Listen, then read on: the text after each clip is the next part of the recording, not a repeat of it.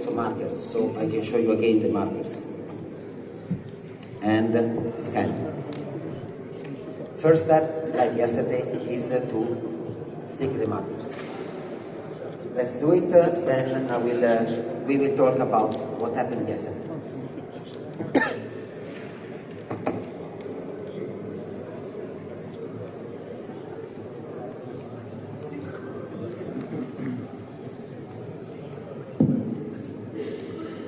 Okay. Simone is drawing his teeth in order to place the markers, of course. Then here we will select which kind of marker strategy we want to use in order to acquire the movements. Okay, yes, Lucas. Yeah. Okay, I remember that are necessary 3 markers minimum in order to record the movements, but with 4 you can obtain a really nice accuracy in the movements recording. Simo, if you need that, let me know. I think you are on the big monitor now. Sorry. So no pressure.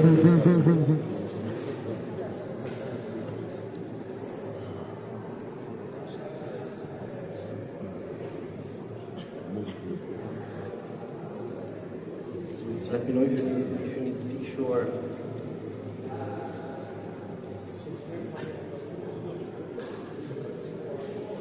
Okay. Yeah, remember that it's always possible to acquire the movements with the markers directly on the teeth or by acquiring the forks. We have already collected plenty of feedbacks about the forks, so now we have a new design. Of course, for the forks, it's necessary to acquire first intraorally the forks connected to the teeth. Have you already done it? Wow, super fast. Okay.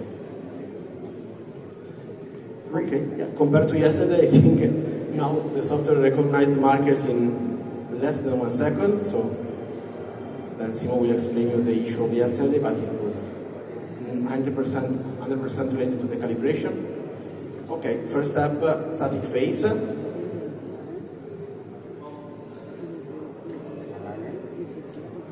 Yep, now the software aligns automatically the intraoral data. And now we can start with the movements recording. So as you can see, we have the counter on the right upper part of the monitor, open and close mouth, 15, 17, 18, 19, 20. Okay, I remember that are necessary to keep visible with the movements, during the movements, recording all the markers. So very important to keep or to find a tool in order to uncover the frontal teeth, or at least to have visibility of the markers during the recording.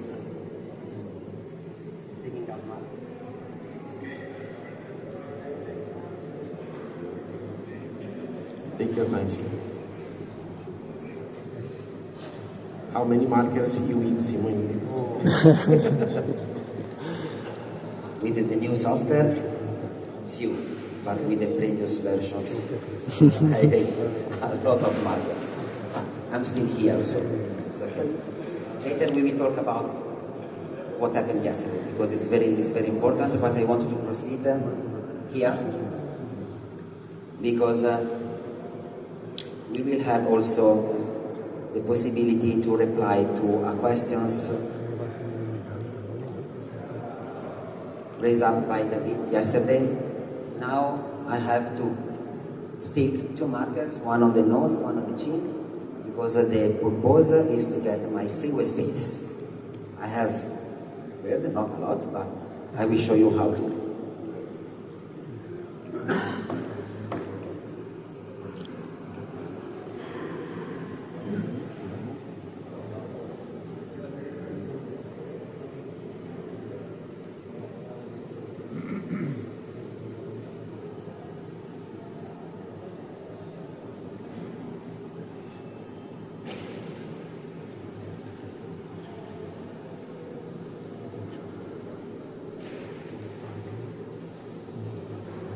That's it. Get it visible.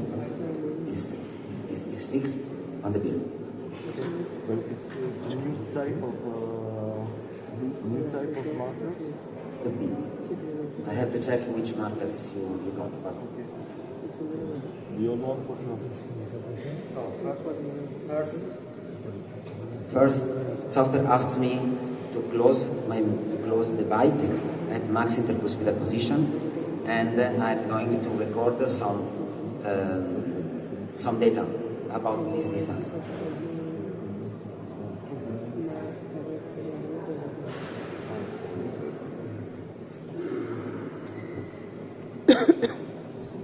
The second is the rest position. As we mentioned yesterday, a dentist, an Italian dentist, trained me, and it's just and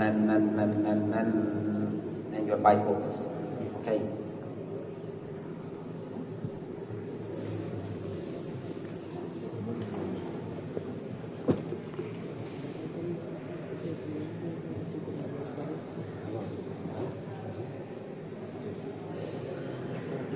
It's done. This is my freeway space. Please take off your Then glasses. I have to scan my face in a rest position. Relax facial muscle. Please aim your face at the viewfinder frame and keep a proper distance.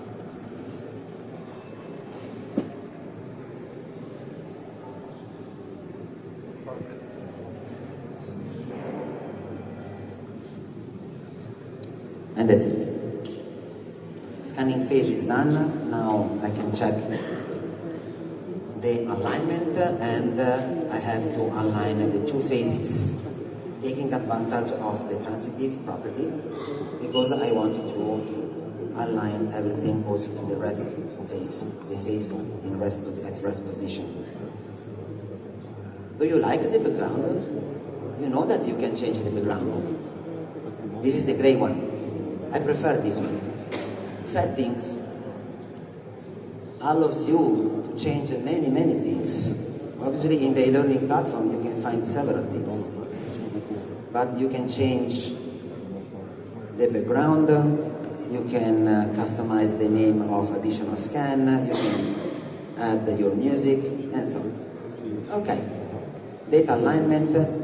These have been already aligned, and let's align automatically the two faces.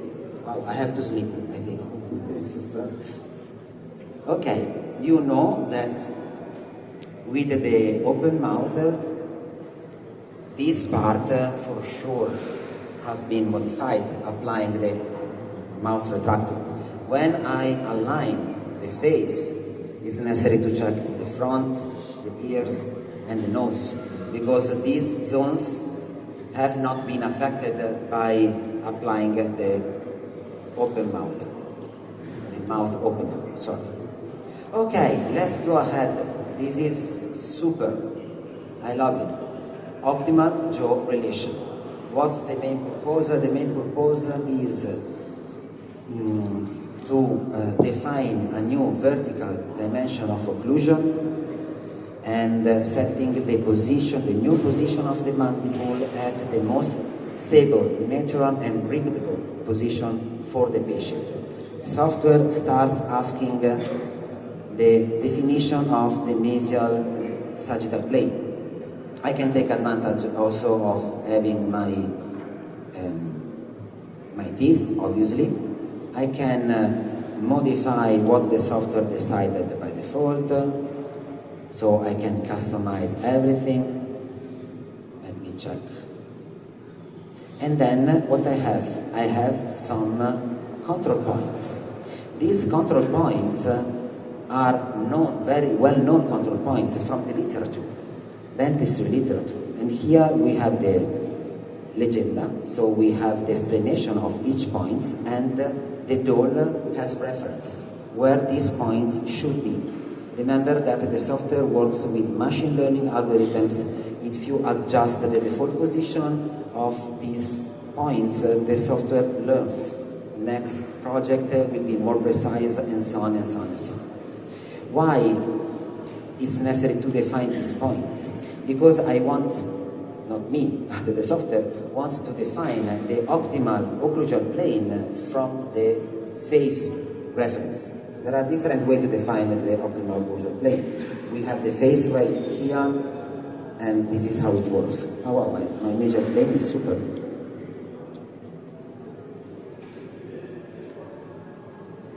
Okay, something like that. I don't mind if it's precise or not. You know that it's possible to change it. Then the edges, incisal edges, upper incisal edges and lower incisal edges. I can move. So what is the incisal edge? For the lower is the highest point of the lower arch that intersects the mesial sagittal plane. Thanks to the reference entities that we have just defined, that the software was able to define a reference system, Cartesian reference system, very important, because it's going to affect all the analysis I'm going to do. What I have here, this is the last phase of this module. I have is loading. I have my mouth a bit open. My new video is my natural one plus 2 millimeters. That from the theory is the default opening, but obviously the dentist can customize and change it. So what I have, what's the vertical distance? The blue plane is the optimal occlusal plane that we have already defined. Then I have all the 30 open-close trajectories, what I have just captured by applying markers and so on here. I can, I'm the dentist, if I was the dentist, I would be able to modify the video vertical dimension of occlusion by dragging this plane or by setting the wished value here as a parameter. In this case, 3.5. Don't mind, I'm not a dentist, so I can... Okay, so my mouth, let's do this. My mouth open, and what I have here? Here I have the intersection between the 30 trajectories and the ideal occlusal plane. If I change the position of the ideal occlusal plane, modifying the video, the disposition of these points changes, obviously. And then all these points, I have two different colors. The green one is, from the software point of view, the most stable and repeatable trajectory. Then we have the posterior contact, that is the reward point, point and trajectory.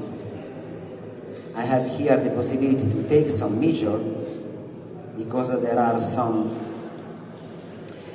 from theory, the distance between the natural trajectory and the posterior contact should be not more than 2 millimeters. This is one theory. You know, in dentistry we have plenty of theories. And so, software is suggesting me this is the most natural trajectory, but I'm a dentist and I want to check all the trajectories. How to do it? Select another point and my lower jaw should move just a bit, because I was a little bit too much stable in my opening. Okay, dentist can check, thanks to these sectional views, which is the best trajectory from depending on the dentist proposes. By taking some measure here, there are relation between the video and the distance in posteriors, and with the same video, the distance in anteriors. So it's a lot of theories here. What our goal is to provide the tools allowing the dentist to apply his knowledge, his theory. Once confirmed, the software has generated a second mandible. Oops, sorry. Let's do it this way. Upper, lower, and max intercostal position, the same surface but open, with the video that I have just set. This can be perfect as input for designing a splint. That's the reason because we added the Create Splint module that you can find also in intraoral software in this module. The input of Create Splint module will be upper and lower with the set video. Just a brief overview of this. I have some parameters that I can set. I can set the margin style, where to put lots of theories and so on, and auto generation. We have to think. We are in a clinic. How many dentists do you know that are happy to spend half an hour designing something or anything? No one. They have no time. They don't want. That's the reason because all our modules that we developed for clinics have this philosophy. One click to the end. So the software goes ahead alone, providing the final result. Then the dentist can check the final result and can go back to a previous step in case he wants to or she wants to modify something. But the software goes ahead till the end. And this is the result. Obviously, I can go back and change. I can change the line. We have, just for showing you, I really love this new beta function. Let me do something wrong from dental, but I can draw a line, blah, blah, blah, blah. And the software starts generating the related splint with the new line. Another very interesting function is that we have implemented a virtual articulator here. What we are missing right now is that, but it's something that because we are able to detect movements. What we need now is to create a link between the detected movements, working with another motion module and import these movements here. But for the moment, dentists can take advantage of this virtual articulator that is present only here, not in Cretemp, just a sample, for the movements and to adapt the split. Remember, I'm in a clinic, and I'm going ahead to